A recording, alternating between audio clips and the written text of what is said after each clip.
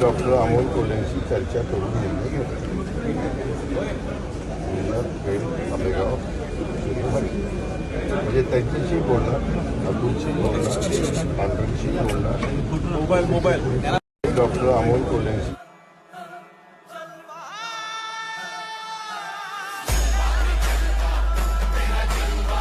ते कात्रज ही अंडरग्राउंड मेट्रोचं काम आपण सुरू केलेलं आहे. कात्रज ते फुरसुंगी ही मेट्रो आपल्याला न्यायची आहे. कात्रज ते हिंजवडी मेट्रो मार्गाच्या कामाला आपल्याला गती द्यायची आहे.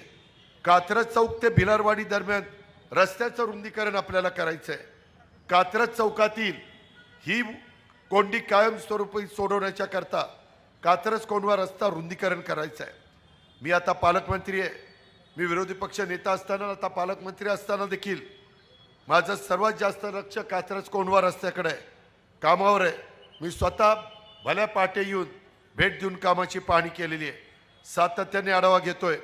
या कामाकरता काहींच्या जमिनी ह्या ॲक्वायर करायच्या होत्या, त्याला अधिग्रहण म्हणतात.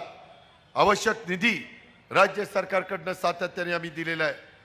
मी आमच्या जाहीरनाम्यामध्ये देखील कात्रज कोंढवा रस्ता पूर्ण करण्याचं वचन दिलेलं आहे. तुम्ही अजित पवारांना ओळखता. मी आपल्या सर्वांना सांगतो, नागरिकांनो, 6 महिन्याच्या आत हा रखडलेला रिंग रोड रस्ता मी नाही पूर्ण केला तर नावाचा अजित पवार सांगणार नाही.